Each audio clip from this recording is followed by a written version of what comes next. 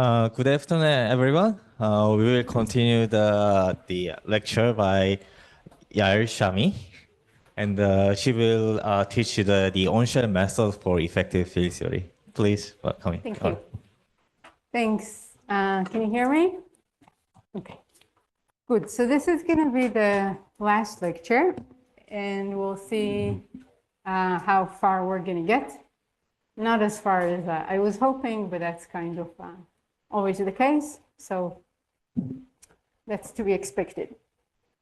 So let me remind you what we did yesterday. Yesterday, we started talking about the construction of meshless amplitudes. And we said that the little group is going to be very useful when we do that. The little group in this case is AU1. And we have these square spinners and angle spinners that we can assign U1 charges +1 and -1. And then we know that for some amplitude that has an external leg P with some helicity, so the helicity can be plus or minus a half, plus or minus 1, and actually that's all that we care about here. Then this thing should come with U1 charge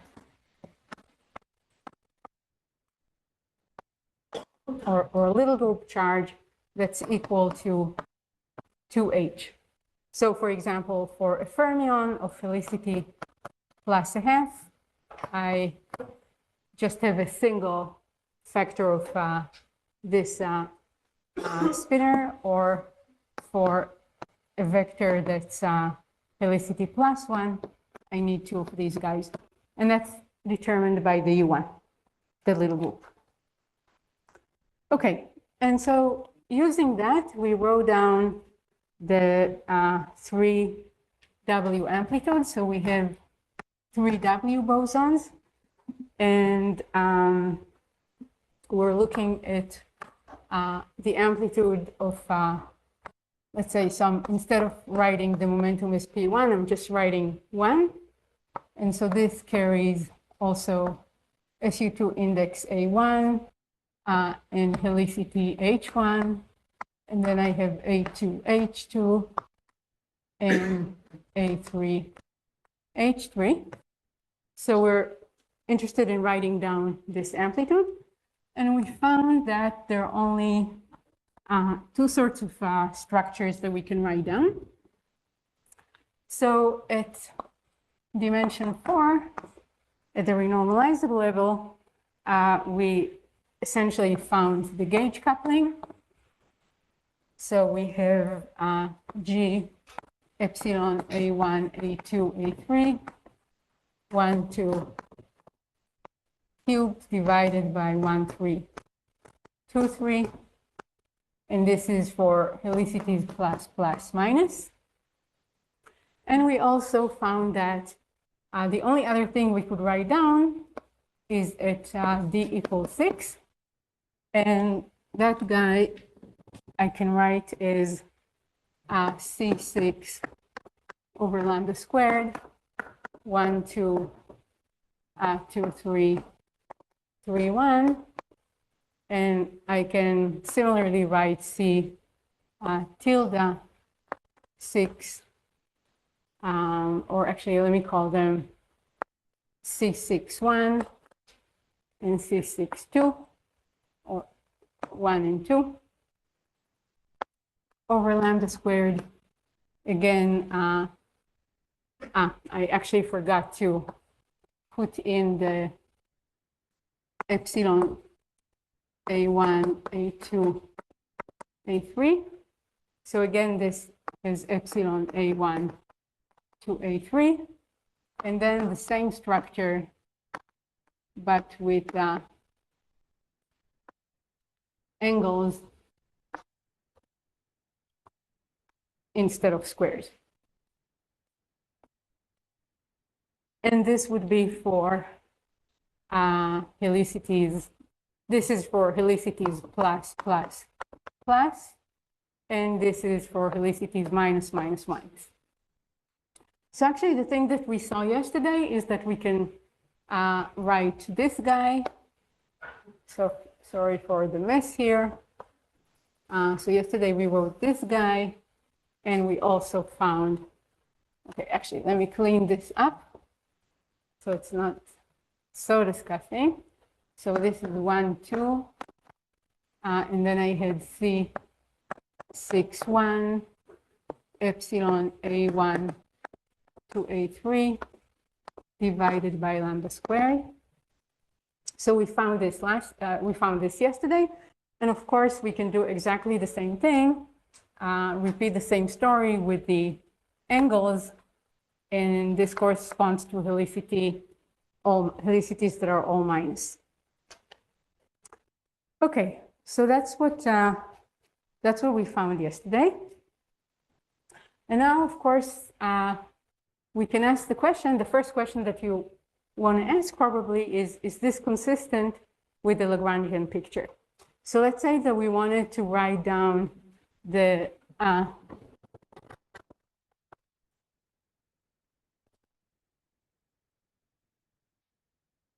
Lagrangian at dimension 6 that describes the W bosons. Would we find two independent operators that would be consistent with finding these two independent terms in our amplitude? So we found two different terms in the amplitude, the dimension 6. If I count independent parameters, there are two independent parameters. And so now I want to know whether I find exactly the same thing here. So actually, let's put that aside for a second, because I want to talk about something else before that. So as we said, we find at dimension 6 a term that corresponds to a W amplitude with all plus helicities, or also all minus helicities. And we said that at d equals 4, the standard model contribution is plus, plus, minus. So that's something that's very generic and is going to happen a lot of the time. So to leading order, here we're doing something that's very leading order. We're just doing the leading order correction to the standard model at dimension 6. And you see that the helicity structure of this guy is orthogonal to the helicity structure of the standard model. Now, of course, these are not actual amplitudes. These are not physical amplitudes because they don't describe the scattering of anything, because we can't have two massless particles scattering into one massless particle. But let's talk about something physical. So let's look at the, let's say WW to WW scattering and see what sorts of contributions we get from these guys. So my convention is going to be that everything is incoming. All my momenta are going to be incoming. And now let's see. So essentially the question that I want to ask is, what's the leading order amplitude generated by the coupling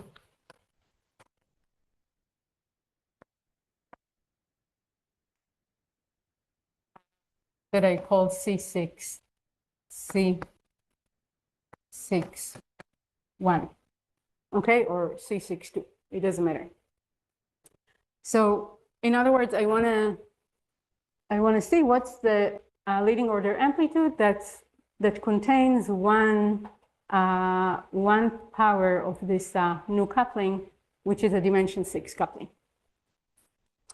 So we know, again, that we don't need to do any calculation because we're interested in this 4W amplitude. But the residues of these 4-point amplitudes are going to be determined by 3-point amplitudes. So each one of these residues is going to be corresponds to some factorization channel, like this one. And now I can see what are the residues in each one of these factorization channels. So now I'm interested in the leading order contribution of this new coupling. So let me denote the new coupling by this big circle. So this is C6, 1 or 2. And so here I have plus helicity W's. And so here too, I have to have a plus helicity, meaning that here I have a minus. And so if I want this to be the standard model coupling, if I want this to be G, the standard model coupling is minus plus plus or minus minus plus. So I can have here, for example, plus minus, or another possibility is minus plus. But either way, it doesn't matter. We see that we get something that's plus, plus, plus, minus. So this is going to generate an amplitude with this helicity structure. On the other hand, the standard model amplitude, so many of you know this is just like an MHV amplitude. The first non-zero amplitude that you're going to get is plus, plus, minus, minus. And we can repeat this little game with the arrows to convince yourself that this is indeed what you get. So the standard model gives this helicity structure. The dimension 6 guy gives this helicity structure. And so you see that there's no interference between them. So if I wanted to calculate the cross section coming from this, so this would be a standard model plus a d equals 6, then you see that there's no interference between them, and I'm not going to get anything that gives a 1 over lambda squared contribution. Okay, and remember how we got this? The reason we got this was that we were counting these helicity weights or little group weights, and there was a relation between the little group charges and the number of dimensions. So if you go back and look at what we did yesterday, the dimension of the coupling that's sitting in front of the amplitude is related to the sum of felicities of the particles involved. And so this is the thing that's at the basis of this. So this is something that happens in many, many instances. And it's sort of bad news for if you want to look for these effects at the LHC, for example, then you see that in this case, you're not going to get anything at leading order. Now, it's not always the case. I mean, when you go beyond leading order, this interference is generated. You do generate some non-zero contribution. And beyond leading order means any number of things. You can add loops, standard model loops. You can add more legs. So if you just have something like this, you will generate the same helicity structure. And of course, there's masses. So all of these things are going to restore the interference. Okay. So it's an interesting observation, but it's not, super profound. Okay, you just go to the higher order and you get something non-zero. Okay.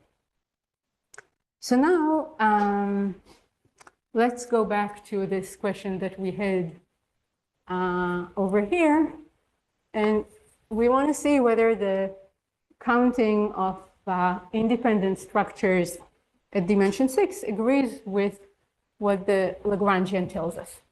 So now let's imagine that I want to start writing the effective Lagrangian for W's at higher and higher orders, starting with d equals 6. So what am I supposed to put in? So first of all, I need to remember that this is this needs to be gauge invariant. For now, I'm at the massless level, so I can use the field strength W mu nu A, and I can also use the covariant derivative, and then I can make all sorts of combinations of these guys. Now, that's the first thing I want you to notice, is that when I did these,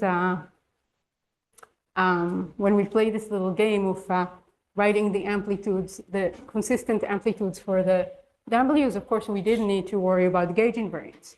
We didn't need to worry about gauge invariance because we were working directly with the physical degrees of freedom. So you never care about gauge invariance. Another way to say the same thing is that the reason that we need to do this is to make sure that we have something that's invariant under field redefinitions of the vector field. Because what the gauge transformations are just field redefinitions. So this is something that keeps coming up again and again and again. If you remember at the very beginning, we asked the question of, are the parameters of the standard model Lagrangian measured or not? And there are lots and lots of parameters that we have in the Yukawa sector, but very, very few of them, relatively speaking, are physical, okay? Because we can do a field redefinition to just go to the physical parameters, and that's the only thing we care about.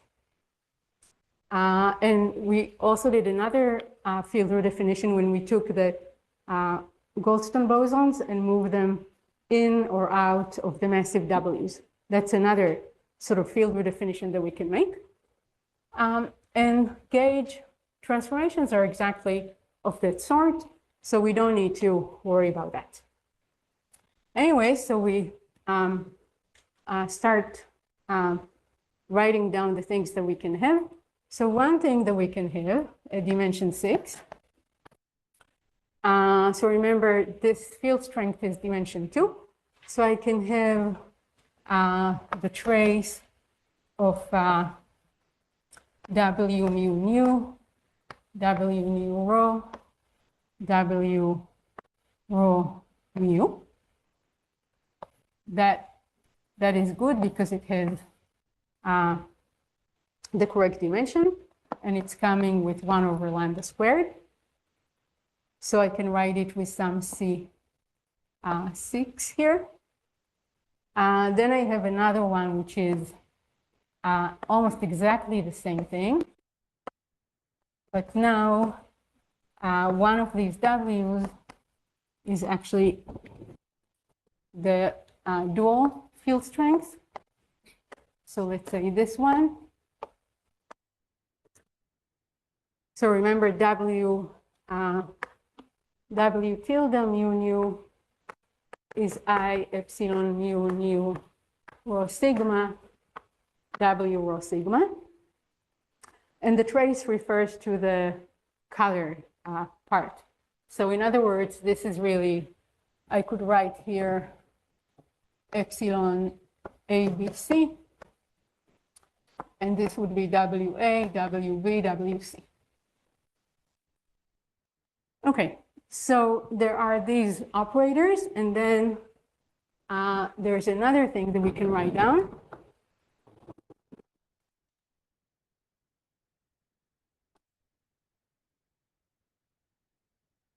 This is hard to do with one hand.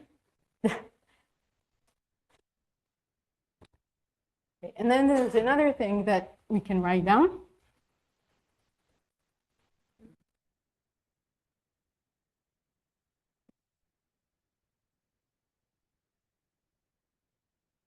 Which is, I can put a covariant derivative on this guy, and then another covariant derivative on this.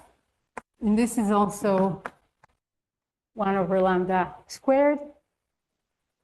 And so a priori, this looks bad because I have more parameters in my, or more couplings in the Lagrangian than I have in the amplitude counting that we did. But of course, what's the resolution of this?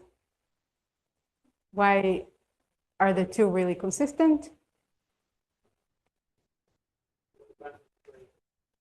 What's that? Oh, can you say that again? Sorry. They're not an independent set, and why is that? So, okay, right. So, but they're not an independent set of operators, and in this case, it's kind of easy to see because I wrote this one in such a way that you'd be able to see right away that it's not independent, and that's because this is the equation of motion for the gauge field. So the equation of motion for the gauge field is d mu w mu nu equals 0. So this is exactly the equation of motion. So of course, if something obeys the equation of motion, it's not going to, anything that's proportional to the equation of motion is not going to contribute in any physical process, because on shell, the equation of motion just vanishes. But again, the way to really see that is to realize that this is just a field redefinition. I can do a field redefinition and get rid of this thing. So I'm not going to do this on the board, but I'll give you, this is an exercise. And the exercise just involves scalar fields because that's a little easier. So let's imagine that you have a Lagrangian d mu phi minus 1/2. Well, actually, let's keep it massless. And then I'm going to add phi squared or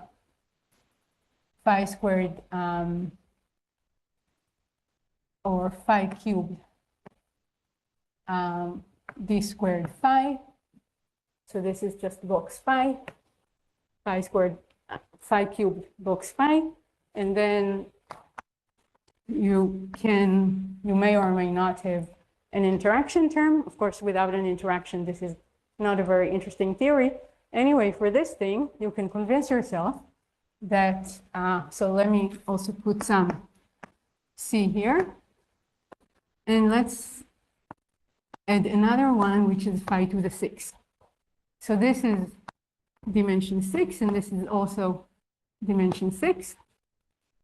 And now you can convince yourself that you can do a field redefinition, phi going to something, and you can get rid of this thing that's proportional to the equation of motion. And what's going to happen is it's going to shift these, this other coupling that you have at dimension 6, but that's the only effect it will have. So this thing, which may appear in the Lagrangian, is actually redundant. We can remove it. And then we're left with just two things that we can write at dimension 6. And now we can see that our counting is okay. Now, this was a very, very simple example that I discussed. So it really doesn't seem that bad. But in general, doing this counting at the Lagrangian level or finding the independent operators in the Lagrangian, that's a much harder thing to do than in the case of amplitudes. And the reason is exactly that the amplitudes are completely blind to all these field redefinitions, right? We never see that. And the other thing that's nice about them is that when you're trying to figure out whether operators are independent or not, you're basically dealing with differential equations. But at the amplitude level, these are just, you just go to momentum space. You, as we'll see in a second, these derivatives just becomes part of the momenta, and the problem becomes very simple. Okay, so everything worked for this simple example that we did. We did the counting correctly. Now, of course, the thing that you may notice, so let me see if I still have the two amplitudes. I guess I don't, but okay, let's write them again.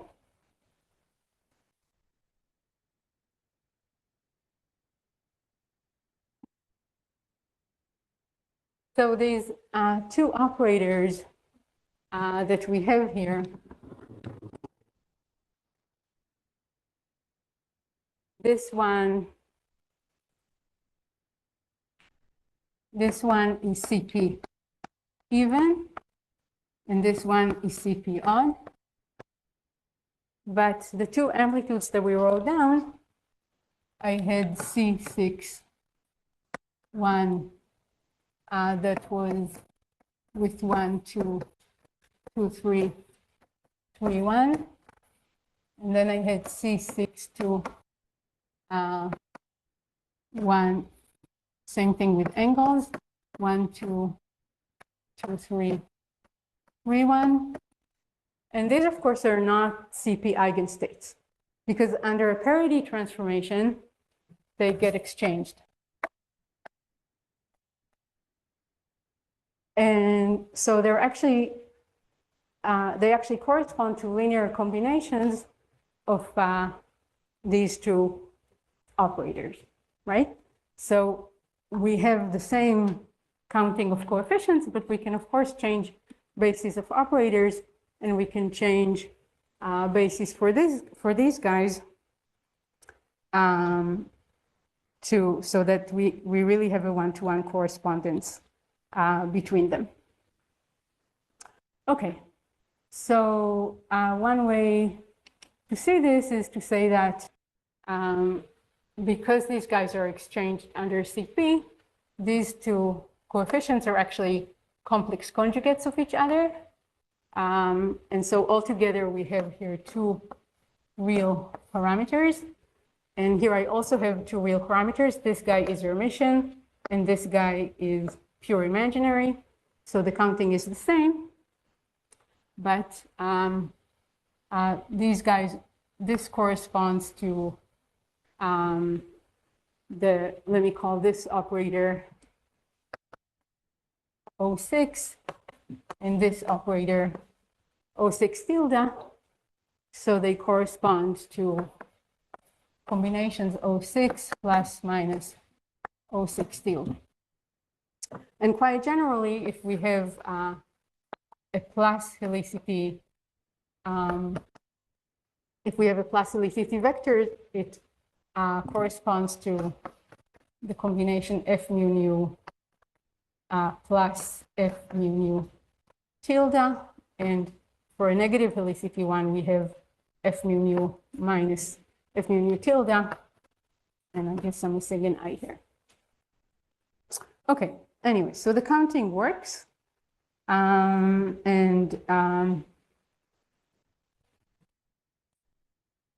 This was a simple example, but it already contains some physics.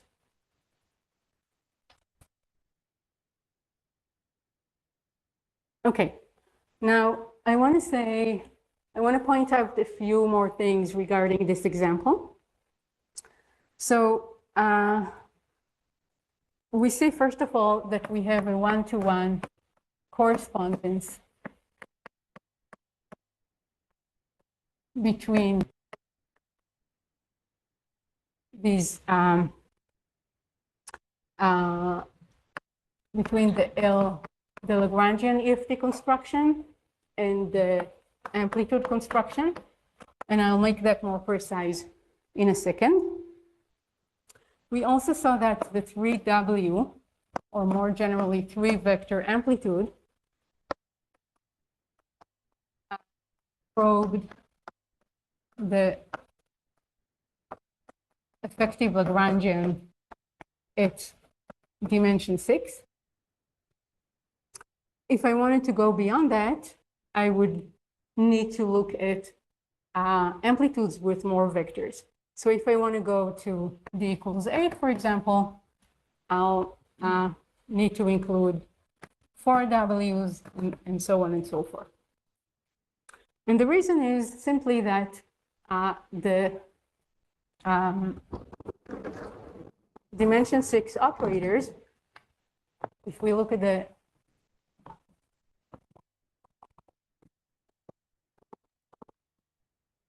this dimension 6 operator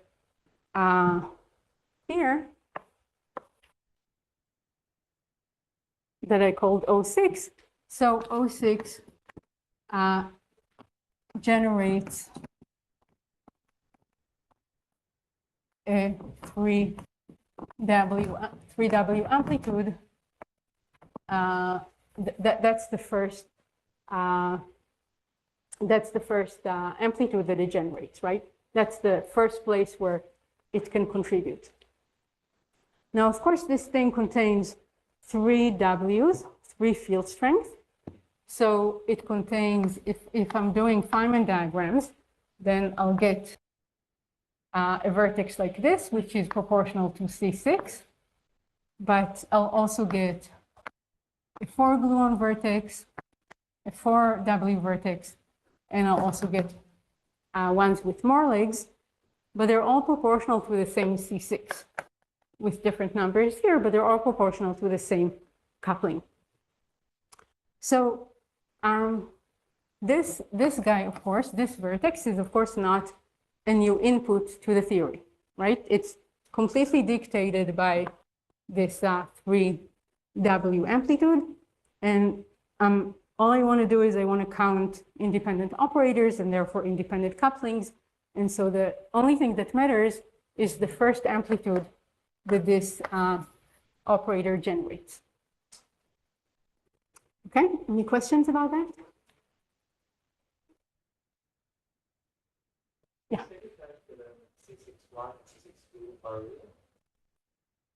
I said, no, I said that they're the complex conjugates of each other.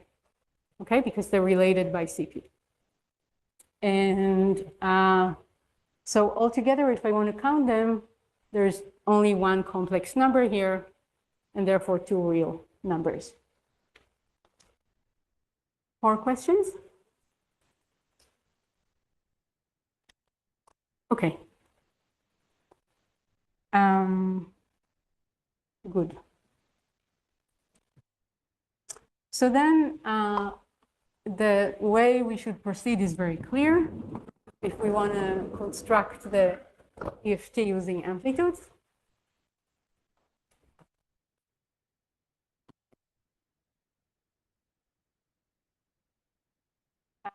so what I want to do to construct the EFT via amplitudes, what I want to do is I want to classify all the local terms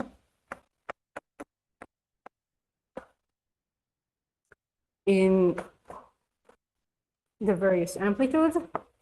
So my amplitude can involve fields phi 1, phi 2, and so on and so forth. So maybe there's N1 of these, N2 of these, and so on. And I'm only interested in local terms because remember that terms that are non-local, the terms that involve poles, these can be determined by the factorization on lower point amplitudes. Okay, so an amplitude in general can have, let's say, just like the example that we saw a few minutes ago, I can have a 4W amplitude, which gets contribution like this. So these are determined by factorization on these lower point amplitudes. These are non-local. For example, if this is P1 and this is P2, this is going to involve a pole in P1 plus P2 squared, or in 1 over S. And then I can also have contact terms. And these are the ones that I'm interested in to do this classification, because these correspond to new contributions. Yes?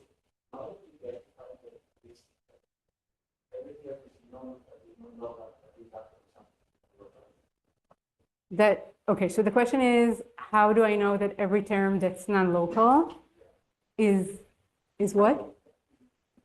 How do you say, how do the boundaries between Okay, good. So I guess the question there you're asking is, can I do this? Is this a clean separation in some sense? I mean, how do I know? So let me try to answer that in stages, and we can come back to this.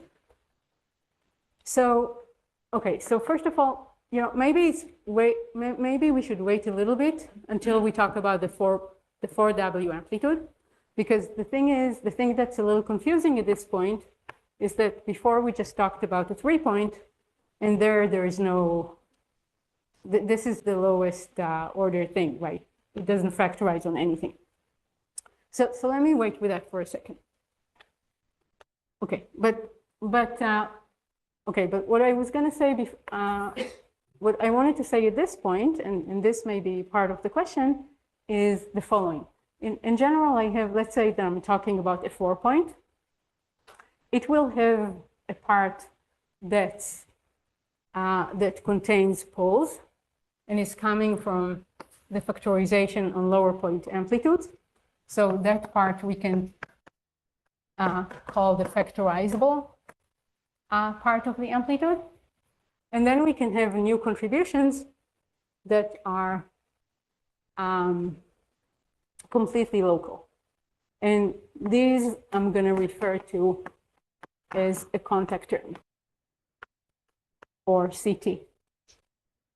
And so, for example, this can be generated by something, if these again are W's, this can be generated by something, some operator that involves 4 W's.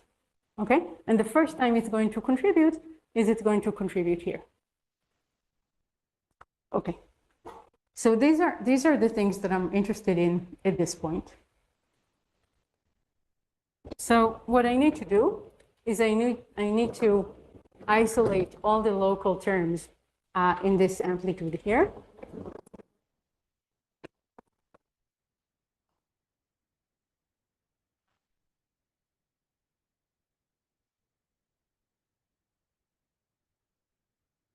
And then that thing, all the different contact terms that I find in this amplitude, each one of them is going to correspond to an operator that involves phi1 exactly, and 1 fields phi1, and 2 fields phi2, and so on and so forth.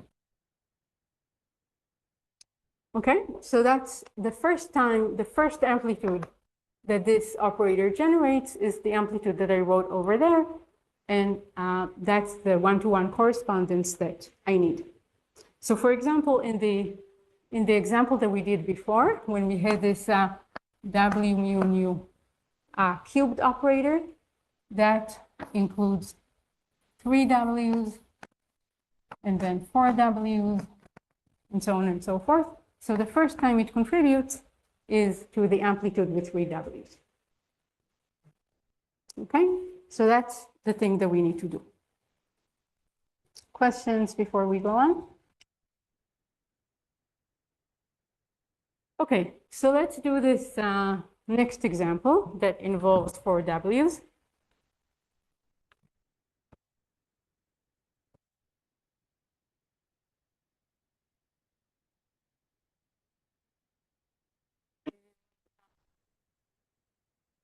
And so now I'm looking at an amplitude which has WA1, H1, P1 to WA4, H4, P4. And now we're asking the question of what are the contact terms in this amplitude. So in terms of the group theory structure, so first of all, I have the group part, and there are a number of independent structures here. So essentially this thing plus permutations. Remember the gauge group here is SU2, so it's quite simple. And then the Lorentz ones are the following. So remember we need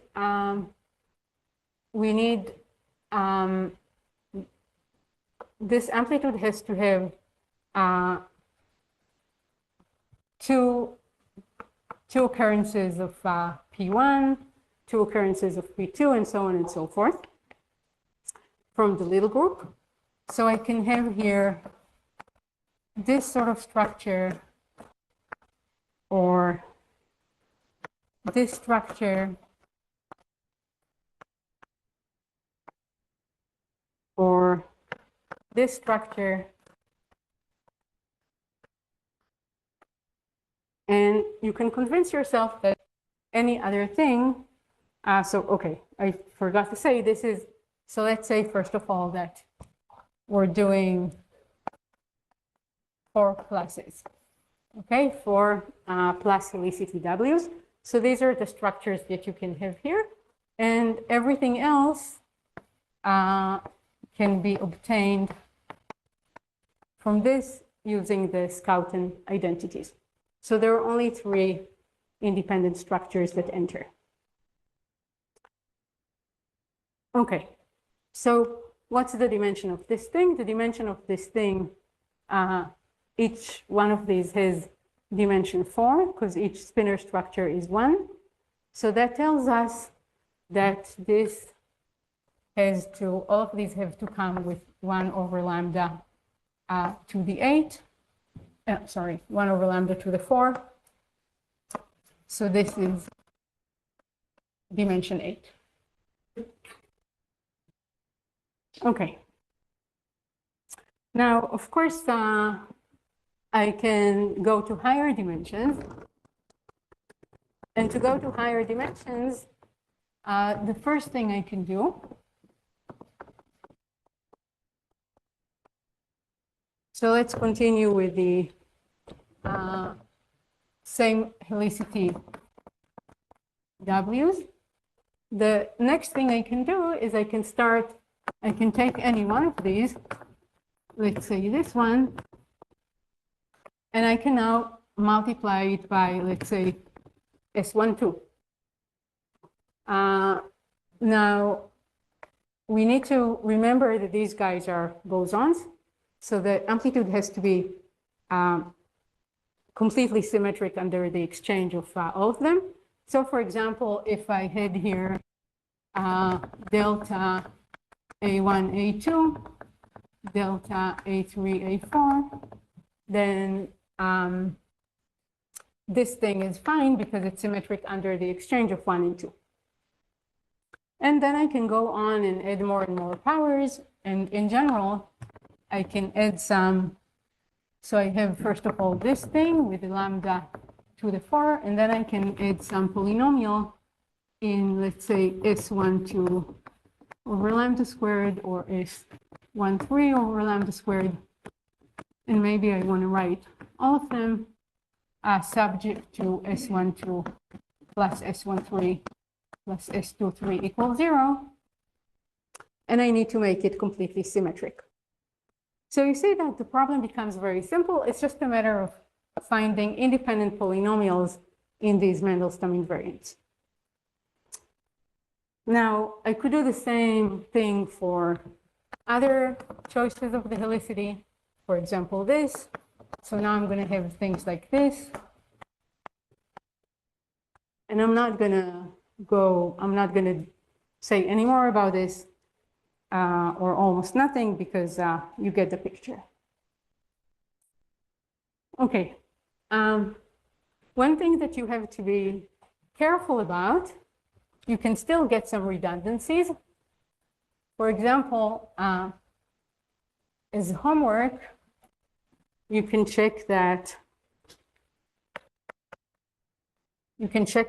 these things that I could have written, I can write this, and I can write this,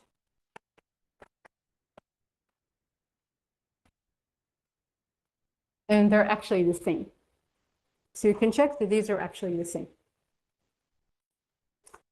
Okay, good. So now there was a question here before that maybe you want to ask again. Yeah.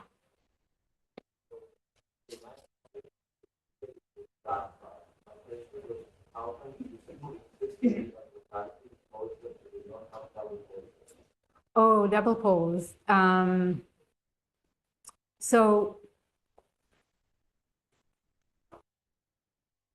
Okay, so I mean,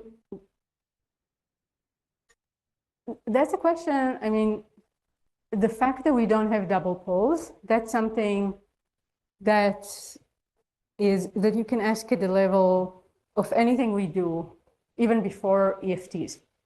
Okay, what's going to happen when I add in some higher dimension operator, typically, is that it's going to give me something with a worse energy behavior, right? But not, it's not gonna naturally give me a worse pole, just because I'm adding positive powers of the energy and not negative powers of the energy.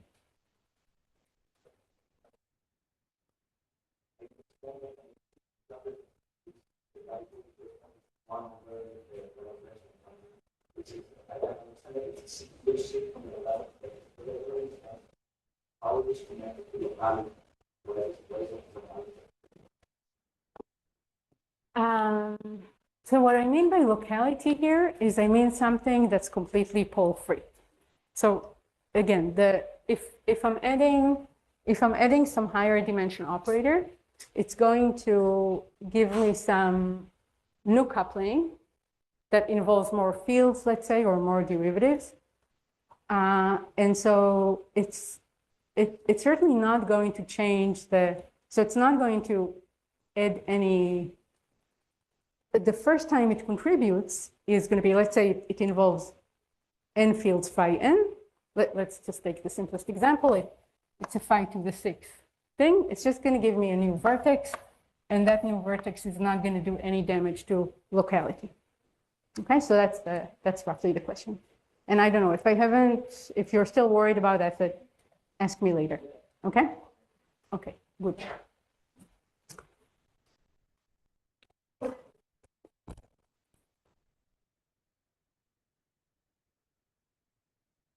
Okay, so I came in with a black shirt and it's going to be all gray, or maybe I'm setting a new trend here.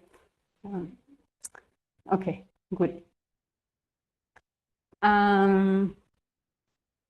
Okay, so far I just talked about meshless amplitudes, but of course nature does not contain only meshless particles, or we would not be here to talk about anything. So now I want to talk about non-zero meshes. Okay, so I can repeat the same story that I told you here. Let's say that I want to construct the effective Lagrangian for massive W's or the effective theory for massive W's, I can do exactly the same sort of thing. For example, for the 4W amplitude, I'm going to have exactly the same structures. The only difference is that now all these spinners are massive spinners. These are bold spinners. So remember, what does this mean? This means, for example, that I'm hiding the index I1 on the one here. So really, this is like 1, I1, 2, I2, and then another 1, I2, sorry, J1 to J2, where the I1 and J1 are symmetrized and the I2 and J2 are symmetrized. But the story is going to be exactly the same thing.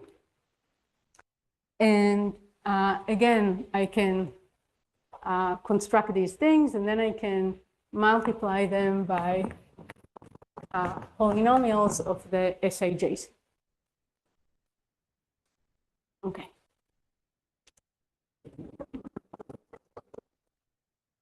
So I'm not going to go into details of the construction. I'll just tell you that you can do it. There are different ways to do it. But essentially, one thing that I want to mention is that because I can multiply these structures by various polynomials, I can just keep the spinor structures themselves, the product of spinor structures, without any Mandelstoms. And I'm going to refer to that as an SCT. So this stands for a stripped contact term, because I stripped off all the Mandelstam invariants. So the construction is going to proceed in the following way. The first thing I want to do is construct a basis of SCTs.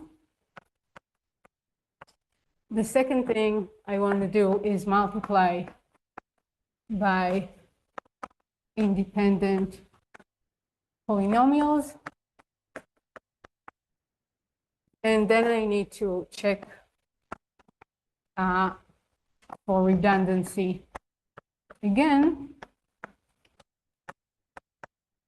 Just like in this example that I left you as homework, because in principle, we could introduce some redundancy. Okay, good.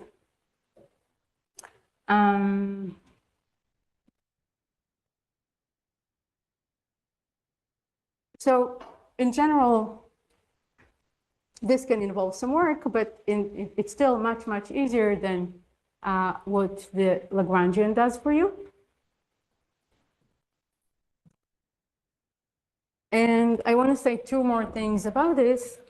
One is that at the end of the day, what you want to do is you want to compare to actual observables, right? You want to compare to experiment. We're talking about lots of operators in general. For example, at dimension 6 for the standard model effective theory, you have something like 1,500 operators. So in principle, this is a very big map between operators and observables. And when you write them down in terms of amplitudes, it becomes an observable to observable map. Of course, I need to construct the full amplitude for this, not just the contact terms, but at least I'm talking about an amplitude. The other thing that I want to mention is that, as I said, what I have is something that's like in some SCT like this. So this carries the information about the fact that we have 4 W's of specific helicities. And then there is this. So what is this polynomial in the Sijs? this basically corresponds to, from the Lagrangian point of view, it corresponds to the derivative expansion.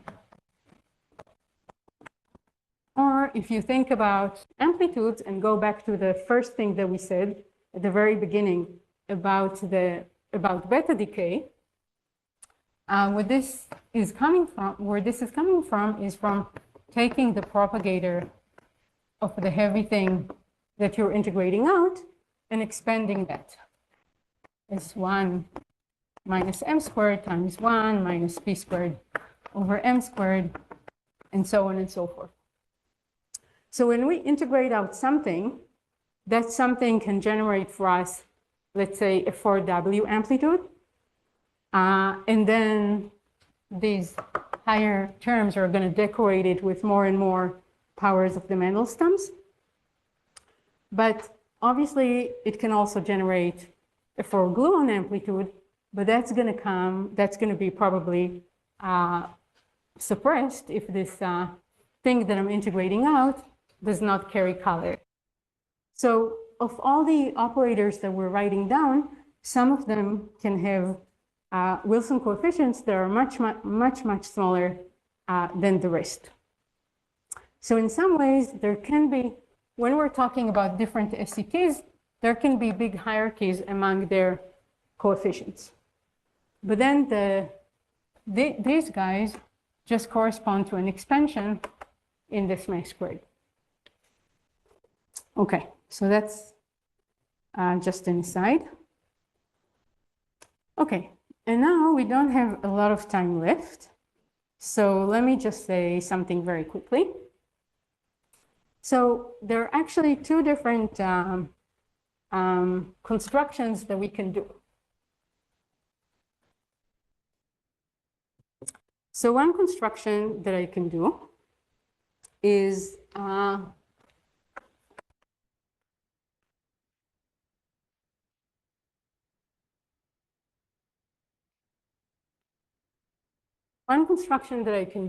can construct massless amplitudes,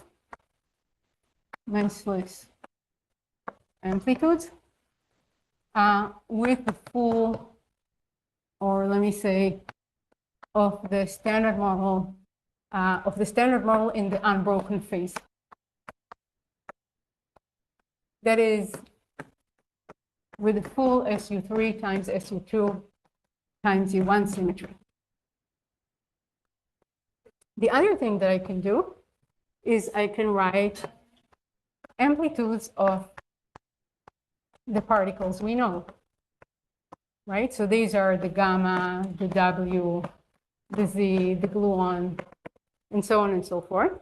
These are both massless and massive. And the only unbroken symmetry that we have here is SU3 times U1 electromagnetic. And if we're talking about the Higgs, this guy, this amplitude contains all sorts of things, including the Higgs doublet. This amplitude contains the physical Higgs. So these correspond to two different EFTs. Okay, we lost the color. So this construction corresponds to what is known as the Smith. This construction corresponds to what is known as the Heft. In this one, we already know about. We said that if we don't treat the Higgs as part of a doublet, this theory cannot be extrapolated to very high energies because we run into problems with perturbative unitarity. So if we're talking about this sort of theory, the cutoff here, we said, is about the VEV of the Higgs. It's around the electroweak breaking scale. It cannot be much further than that. So essentially, the question is a question of, as usual in physics, what are the scales, or what's the hierarchy of scales? So in the Smith,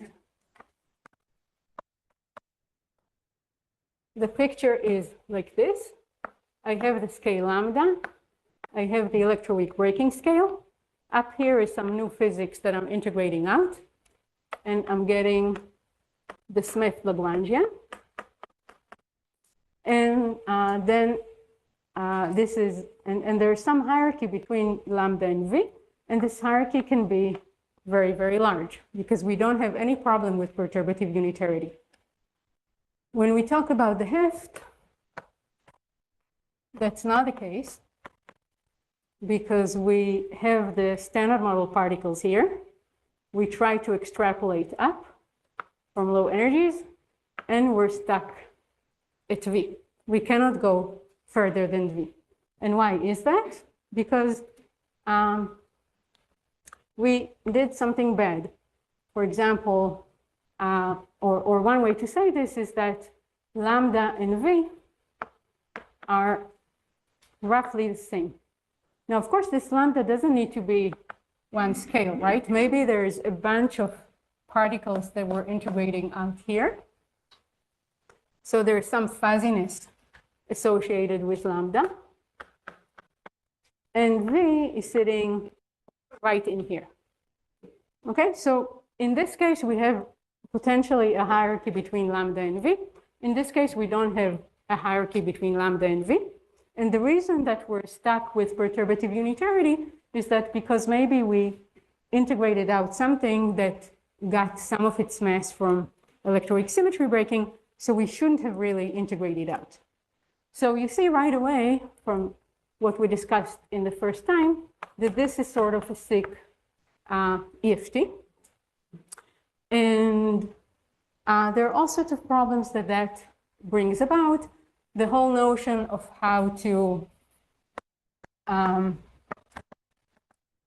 define the dimension of the operators, of how to match to the UV.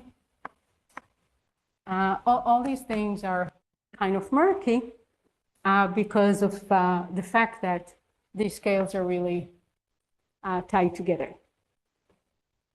Okay, and that's and it's actually even worse because if you really think about it, what happens when you try to distinguish between this theory and this theory, in principle, if you just work to some up, and if you truncate at a certain dimension, you can write something that looks like the heft, but if you actually do a field redefinition, you discover that it's actually a Smith operator. So the two are not completely distinguishable when you work to some fixed order of lambda, some fixed order in the dimension. So all these questions associated with the heft are something that amplitudes can make very concrete. And I don't have time to go through that, so I'm not going to tell you that, but it sort of gives you a very clear prescription for how to define the dimensions of operators and what are things that are allowed here and not allowed here up to a certain dimension. Okay, so now I'm going to steal a few more minutes, not too many, I promise, because I just want to mention one thing very, very quickly, and that is tell you a little bit about the Smith. So suppose that we want to construct Smith amplitudes, but we care about experiment, okay? So we want to know, at the end of the day, what does that imply for real particles? So the usual way of doing things, if you do things in terms of the Lagrangian, is the following. You write the Smith Lagrangian, then you turn on the Higgs wave, and then you write the low energy Lagrangian, and then you calculate, let's say, Feynman rules, and then you calculate amplitudes. And here, there are all sorts of non-trivial things that happen. For example, let's say that I had something here of the form H dagger H, W mu, W mu nu, then that generates some wave function renormalization for the W when the Higgs gets evolved. And then I'm going to shift all my couplings and all my masses. So all the couplings that I wrote down are shifting to some new things, and all the masses are shifting to some new things. And the wave is shifting. So you have to take care of all that and fix all of these things from some physical parameters. So just finding the Smith Lagrangian is not the end of the story. So now you can ask the question, can you do this in terms of amplitudes instead of Lagrangians? And in particular, the 0th order thing that you can ask is, can we construct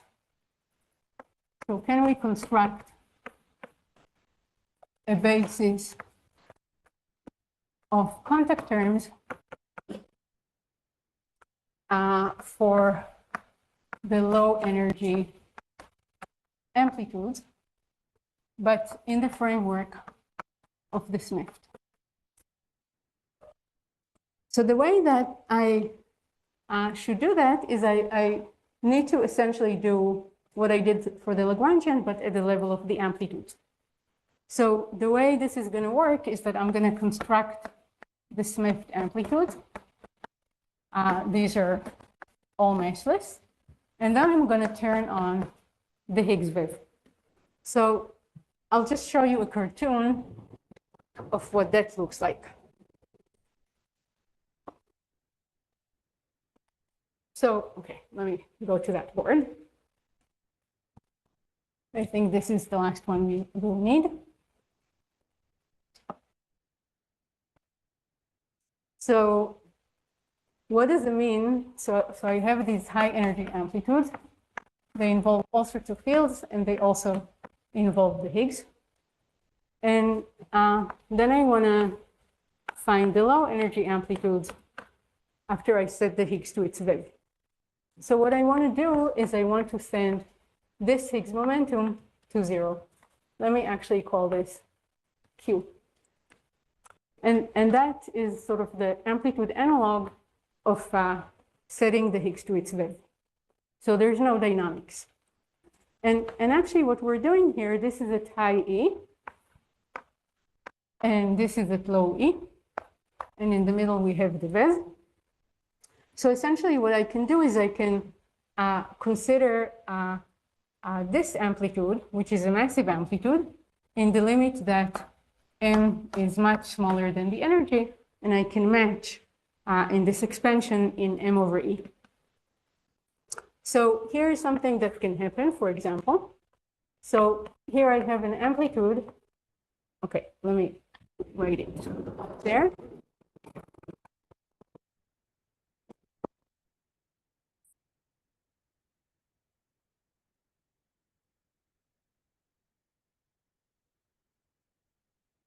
So this is for the high energy amplitude. Let's say I have some contact term. This is a particular contact term that has some external vector line. So that's going to come, let me call this momentum K. So that's going to come with a factor of K, as we know. But now I have exactly the same thing where I attach an H and an H dagger here. So let me call this guy, let me give, this momentum is going to be K, and this momentum is going to be Q. So you see together these add to some P, which is K plus Q, and P squared is going to be massive. And essentially I'm looking at the limit that the mass is much smaller than the energy. And so here the amplitude essentially factorizes on this contact term that I already know times this thing. So this is the analog of what Sebastian was talking about for the soft terms. Only he was talking about soft factors that involve soft photons, and here I'm talking about a soft scalar. But still, this is a universal thing. And when you add these things together, what you find is that it gives you exactly the same contact term. So this had some coefficient C. This also has the same coefficient C. And now the only thing that happened is that this thing gets bolded into this massive momentum. And similarly, if I started from something that had a Higgs leg, so now we're talking about a different contact term, let's call it C prime, that has a Higgs leg here, then I can always emit a vector from here. And so this thing, again, is proportional to the same C prime. It factorizes like this. So now there are a bunch of possibilities.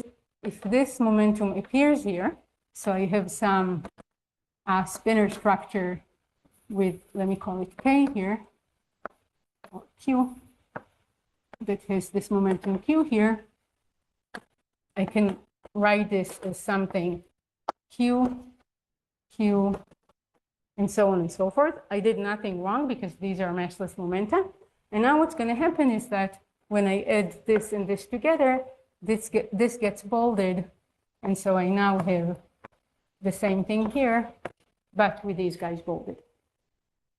So essentially, that sort of corresponds to having a Goldstone boson here, because its momentum is appearing and it's derivatively coupled. The other thing that can appear is that this is sort of a Higgs leg, which doesn't appear here. And then when I send its momentum to 0, I just get a factor of V. So I get this coupling with another factor of V. Anyway, so that was a very, very quick sketch, but I'll stop here. There were other things that I wanted to tell you about, like how you can calculate anomalous dimensions by just cutting without having to do a loop integral. And you kind of heard a little bit about that in Sebastian's lecture today. And as we said, we had this beautiful review of the Frossard bound. So if you look more quantitatively using the Frossard bound and related quantities at the behavior of amplitudes and unitarity, you can also get all these more quantitative restrictions from unitarity that give you all sorts of constraints on these Wilson coefficients. But we don't have time to do that. If you're curious, you can come and ask me. Okay, thank you.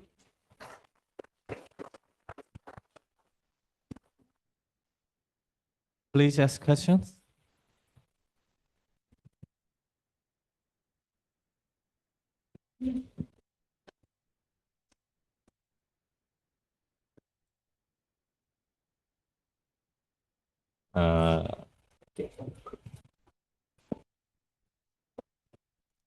Since you raised the issue of the Frossard bound, can you amplify on that comment as to how you would use that to bound the data or the Wilson coefficients?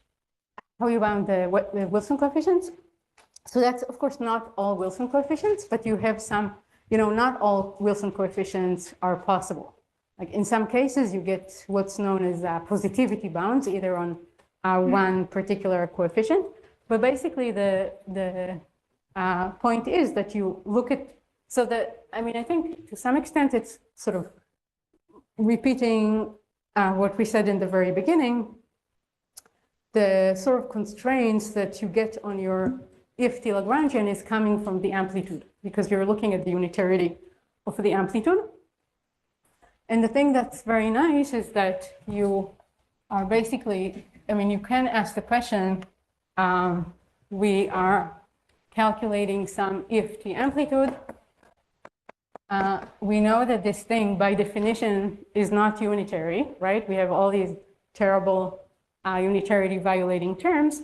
But the point is that if you think that this guy is coming from some UV amplitude, that's a sensible UV amplitude, then you can still get some constraints on that. So basically what you can do is you can write, you can go to the, you can think about this amplitude at some finite S here.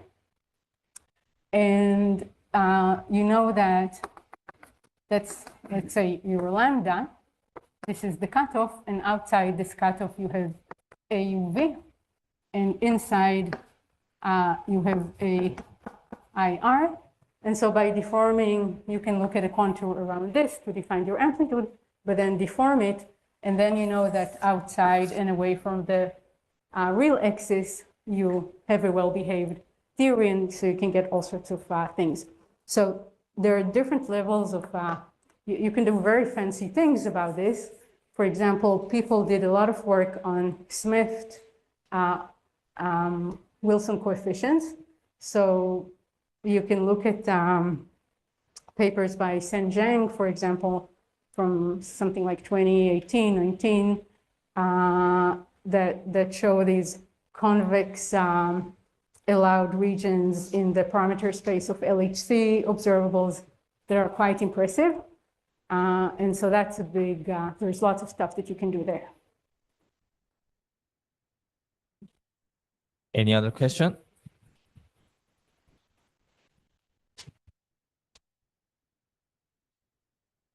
If there is no question, let's thank the speaker again.